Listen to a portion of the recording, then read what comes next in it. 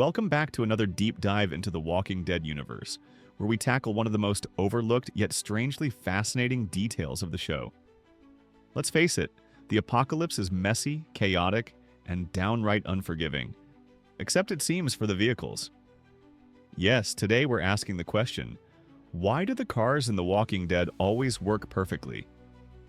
It's one of those things that fans have noticed for years, and once you see it, you can't unsee it. So, buckle up, pun intended, as we break down how the show bends the rules of mechanics and reality when it comes to its vehicles. The world has been overrun by the undead for years, civilization has crumbled, and fuel supplies are dwindling. Yet somehow, Rick, Daryl, and the rest of the crew can always find a car that works like it just rolled off the dealership lot. Gasoline? Never a problem. Batteries? Fully charged? Tires? Never flat. And let's not even get started on how clean some of these cars look considering they've been abandoned on highways littered with zombies. But let's dig a little deeper and examine the many examples of this phenomenon. One of the most glaring examples of magically functional vehicles appears in the Season 7 episode Rockin' the Road.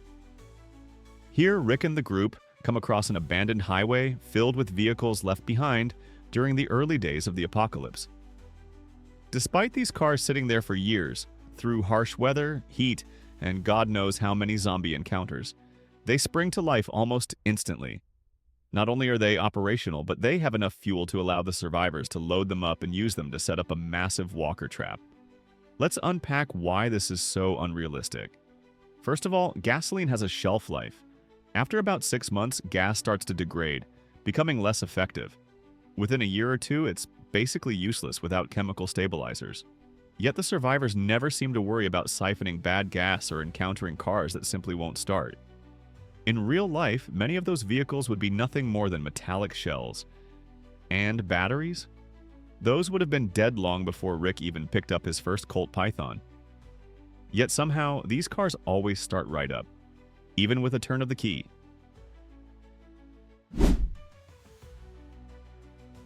In this episode, Daryl and Bob find a car that has been sitting outside a pharmacy. Miraculously, the vehicle works perfectly, allowing them to escape a group of walkers. But think about it. How long had that car been sitting there? Why was its battery still charged? And how did it still have a full tank of gas? It's details like this that take you out of the immersive post-apocalyptic world the show tries so hard to create. Remember the church van that Glenn and the group used to navigate their way through the storm in Season 5? This van had likely been sitting unused for months, but it started up as if it had just been serviced. Even more questionable is the fact that it didn't seem to have any mechanical issues despite being driven through a torrential downpour. No waterlogged engine, no slipping tires, just a smooth ride through the apocalypse. Let's rewind to Season 1 for a second. Remember the tank Rick climbs into during the pilot episode? While the tank itself wasn't operational, it's hard to ignore the sheer convenience of vehicles in the early days of the apocalypse.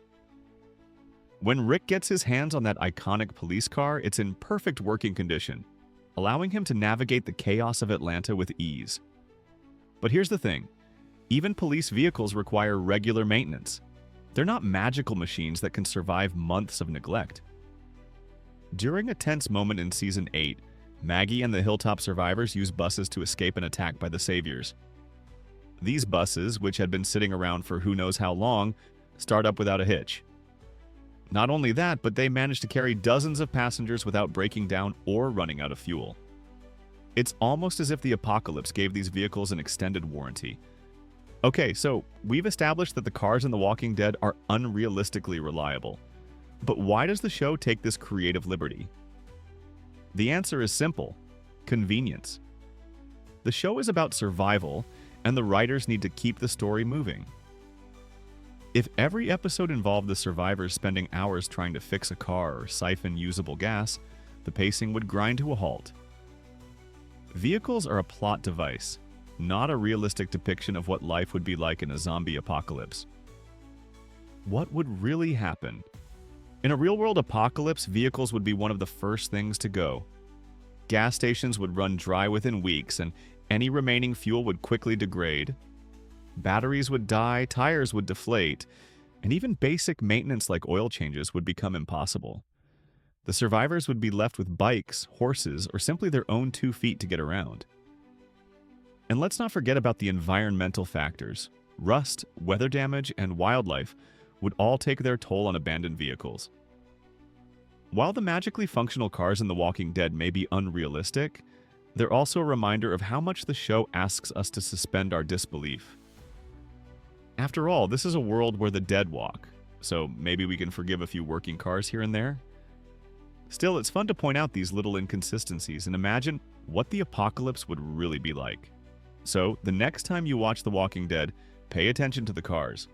Notice how they always seem to start right up, how they never seem to run out of gas, and how they're always there to save the day. It's one of those quirks that makes the show both frustrating and endlessly entertaining. And that's a wrap for today's breakdown. If you enjoyed this video, make sure to hit that like button and let us know your thoughts in the comments.